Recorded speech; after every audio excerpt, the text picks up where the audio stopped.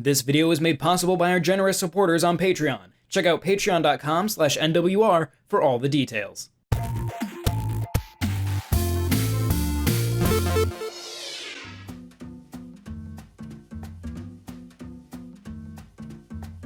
"2010's Deadly Premonition is one of the most bizarre anomalies disguised as a video game I have ever played. It's cast as a crew of weirdos, the game runs and controls like complete garbage, and the graphics were ugly even back in its time. Yet that game holds one of the most fervent cult followings I have ever seen, hailing it as the perfect example of a B-movie in video game form. Its fans love it not just in spite of, but in a way because of its flaws. I am one of those people, to an extent. I truly believe that you could not make a game like Deadly Premonition on purpose, and so you can imagine my worry when the announcement of Deadly Premonition 2, A Blessing in Disguise, came down the pipeline. I still don't know if it's proven me wrong, but it's sure proven something.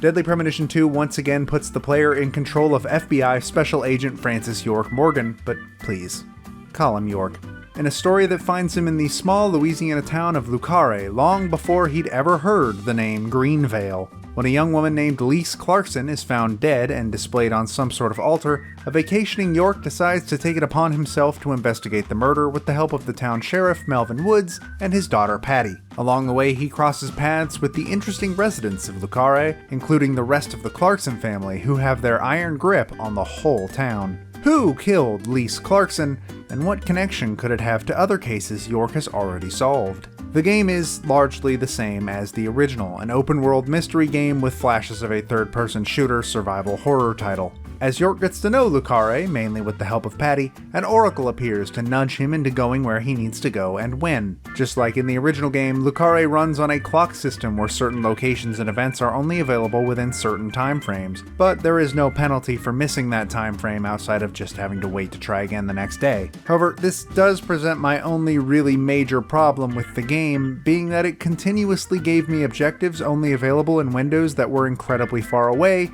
while not providing much to do to pass the time. You can sleep or smoke or camp out in order to pass time quickly, and this will usually solve the issue, but not always. For the most egregious example of this, I was given an objective to go find a can of red beans. The game pointed me towards the local cafe in order to obtain one, but when I asked for it, the chef told me that she only serves red beans on Mondays.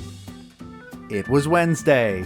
It wasn't that I had been taking my time and missed Monday, but that the game had started on a Monday and playing at a regular pace had taken me to Wednesday. So I figured I'd do the other objectives I'd been given, but those only passed about 3 hours of in-game time. In the end, my only option became to put York into a medically induced coma for 5 days, only waking him every 24 hours to shove a hot dog in his mouth and sometimes take a shower, and getting charged $154 every time I woke up. In this process, I even soft-locked the game at one point when I had opened the menu while standing in front of the bed, which caused the game to access both things at once. And therein lies the actual issue with Deadly Premonition 2.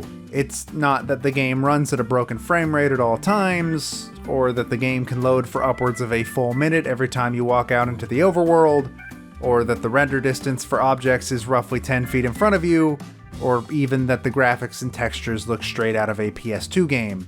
Those can and will be overlooked by fans of the original because they're honestly part of Deadly Premonition's charm if you're into that sort of thing. The issue is that Deadly Premonition 2 is a game filled with a lot of waiting around for the ability to move the plot along. There are minigames like bowling or skateboard courses that can be played to pass the time in real life, but the in-game time does not pass when you're not on the overworld, so not even these can be used to kill time between objectives. The hardest part about reviewing Deadly Premonition 2 is that in a lot of ways, it's exactly what fans of the first game wanted. It's a broken mess that controls like a dog on roller skates that looks ugly and runs even worse, with the bizarrely charming writing that only somebody like Swery65 could bring to the table. Nobody in Lucare feels quite Greenvale levels of weird, but they're all a bunch of weirdos all the same.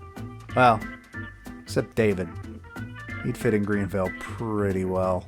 If you like the first Deadly Premonition, you likely already know what you want and what you're getting into, and you'll likely be pretty happy with this sequel. Your everyday average player should probably weigh how much jank they're willing to put up with before giving this game a shot though.